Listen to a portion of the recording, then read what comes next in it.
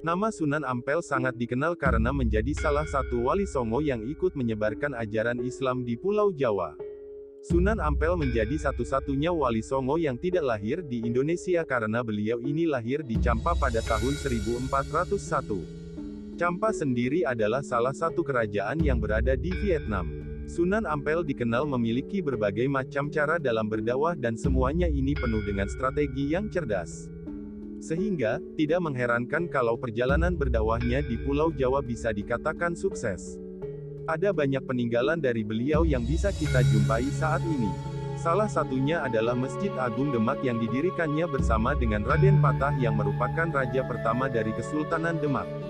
Sunan Ampel memiliki nama asli Raden Muhammad Ali Rahmatullah atau yang biasa dipanggil dengan nama Raden Rahmat.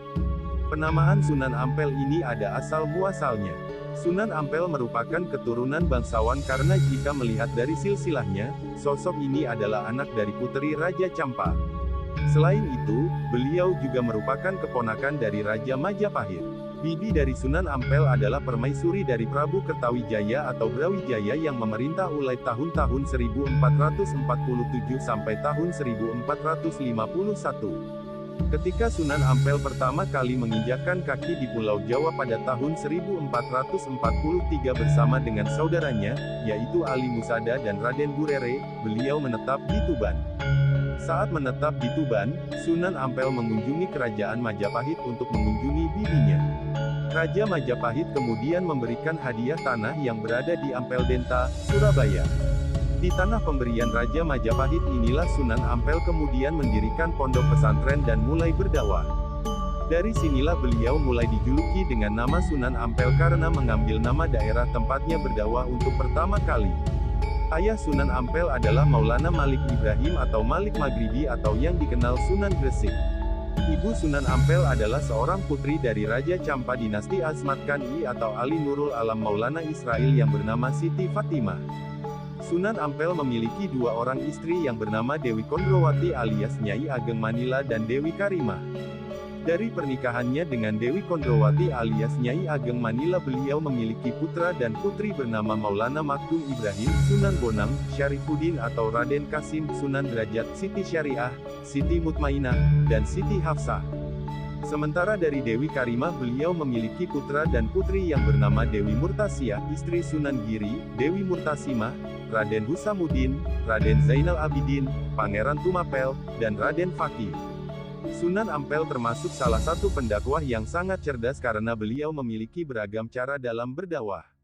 Beliau seolah tidak pernah kehabisan akal dalam berdakwah.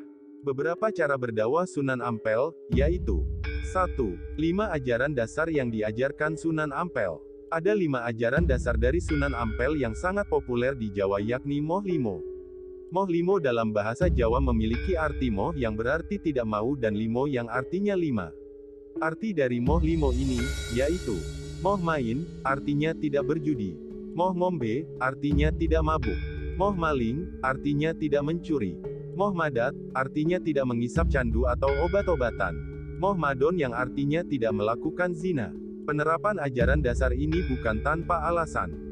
Di masa itu, kebanyakan masyarakat Jawa menganut animisme, yaitu kepercayaan terhadap makhluk-makhluk halus dan roh gaib. Selain itu, tradisi seperti sambung ayam, berjudi, hingga bersemadi masih kental di tanah Jawa. Tentu saja kepercayaan ini bertolak belakang dengan ajaran Islam. Dengan adanya 5 ajaran dasar tersebut, Sunan Ampel berharap masyarakat Jawa bisa terhindar dari hal-hal buruk seperti mabuk, berjudi, berzina, maling, dan menggunakan obat terlarang. 2. Mengubah nama sungai. Ada strategi unik yang dilakukan Sunan Ampel dalam berdakwah yakni dengan cara mengubah nama Sungai Brantas. Sungai ini merupakan salah satu sungai terbesar dan terpanjang yang ada di